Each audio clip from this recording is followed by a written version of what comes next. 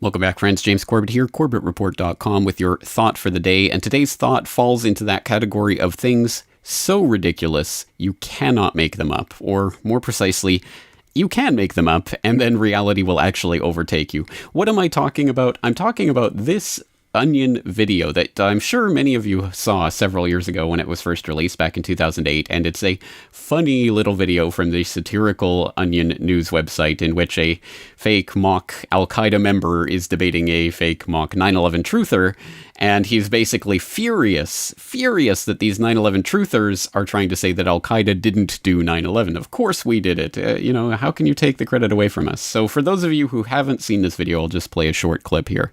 Mr. Girard, how did you arrive at the conclusions in your book? Where are the facts? Well, through here? Scientific examination of Ground Zero. For example, the melted core. I mean, that was definitely evidence that there were thermite bombs that were used in bringing down those buildings. I can assure you, we did not use thermite bombs. I did the research myself. It would not have worked. We flew an enormous airplane into a building. Okay, I think it is obvious what caused the building to crumble. Why are you being so close-minded to this, sir? If more How would you like it if you spent, 2 months in a mountain cave, sleeping on rocks, planning something really special, only to have someone take the credit away from you? Say, oh no, you don't deserve the credit for it. Open up their minds and learn the truth. Mr. Girard. All right, you get the idea. Ha ha ha. So this is a funny little Onion video from 7 years ago about Al-Qaeda just incensed that apparently these 9/11 truthers are trying to take the credit for 9/11 away from them. Well, that was the Onion in 2008, so that was parody and that was just satire, right? Well, now it's 2015 and it is just sad, mundane reality. For those of you who want more, please go to the Syrian Civil War subreddit where you can find a link to Dabiq 9, They Plot and Allah Plots, which is... well, it's a funny little magazine that's put out by the Islamic State. Yes, ISI, ISIL, ISIS, Daesh, whatever you want to call them.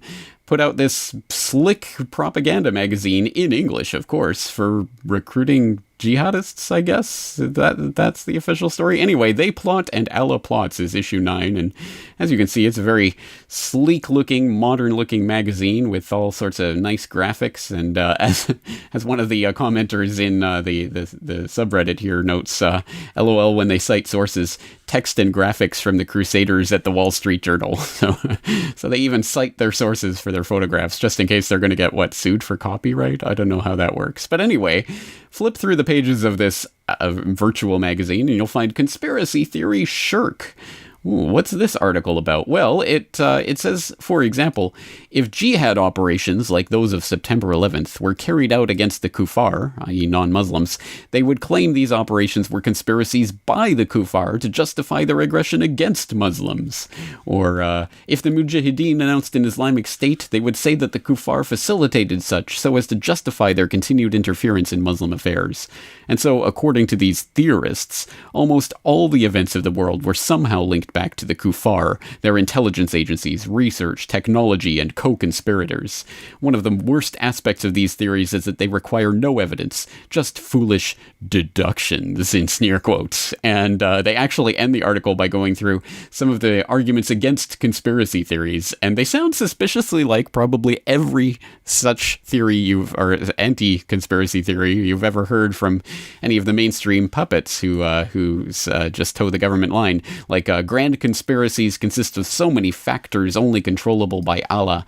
An example of such a grand conspiracy theory is that of September 11th being carried out by the Americans themselves. How many members of the Crusader government would have to be under permanent watch to prevent news of the operation getting out before its execution? How many involved mouths would have to be silenced all over the world to keep such a conspiracy from not being exposed after the fact? How many other matters would have to be guaranteed to preserve the conspiracy?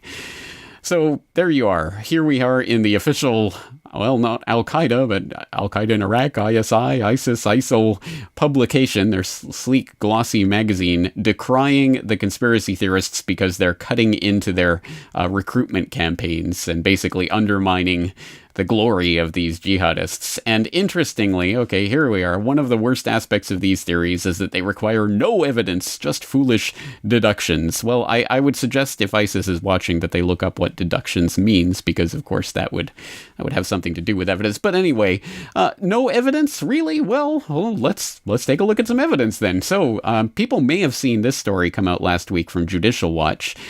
Judicial Watch: Defense State Department documents reveal Obama administration knew that al-Qaeda terrorists had planned Benghazi attack 10 days in advance.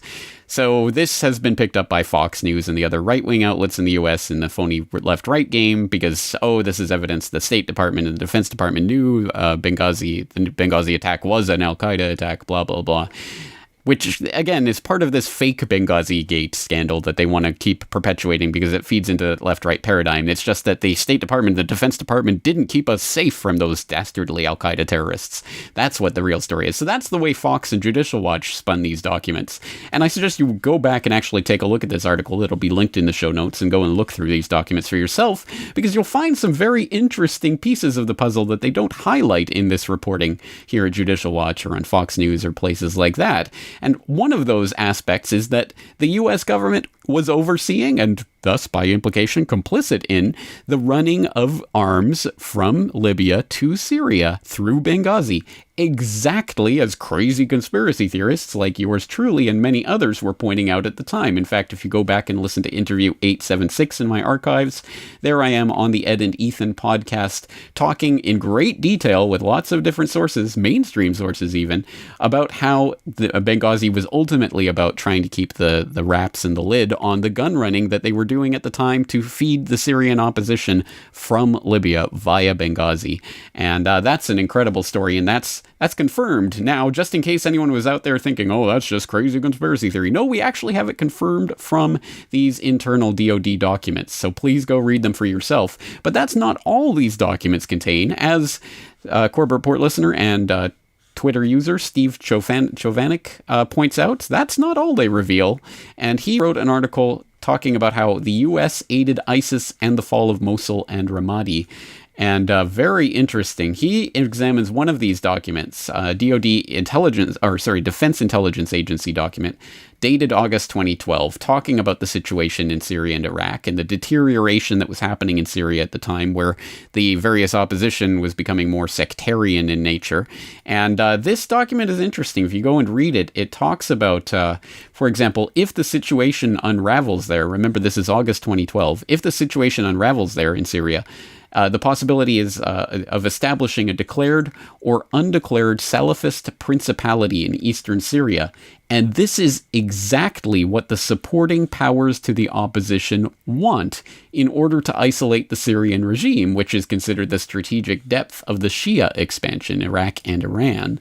Interesting. Well, who are the Western powers? As Steve Chovanec goes on to note, well, they're identified in this document as being the West, Gulf countries, and Turkey. So yes, let's read that again. The West is actually wants the declaration of a Salafist principality in eastern Syria. So that's 2012, and lo and behold, the next year we have the sudden remarkable rise of ISIS out of nowhere and the declaration of Islamic State. Wow, it's like they got everything they wanted wrapped up in a little bow for them. And it's exactly what they said they wanted to have happen. So there's a little bit of evidence for you, and you can keep plowing through this article. I suggest you do. Again, all the links will be in the show notes, so you can go through these documents for yourself and go through these articles and pull them apart and show, you know what? You can cry all you want about these dastardly conspiracy theorists with no evidence, Islamic State, if that is your real name. But and you can, basically echo The Onion from 7 years ago. But the evidence is here in black and white that, in fact, yes, the West really was supporting your rise, and that's why you were allowed, for example, to take Mosul back in 2013, 2014, when this sudden rise out of nowhere came about of ISIS. Yeah, right. And it just goes on from there. So there you go. more evidence to add to the conspiracy theory mill. For those of you out there, assuming there is anyone who by some minor miracle has not been exposed to 9/11 truth yet, you might want to start with my 9/11 conspiracy theory video and the related text here with all of the links to all of the sources cited so that you can go and start exploring the story. And when you're ready for more, just type 9/11 into the search bar on Corbett Report and you'll have hundreds, literally hundreds of hours of audio and video and articles to go through about the 9/11 false flag. So there you go. So ridiculous you can't make it up. Or actually, you can make it up and then it'll come true. Once again, this is James Corbett, CorbettReport.com, signing off.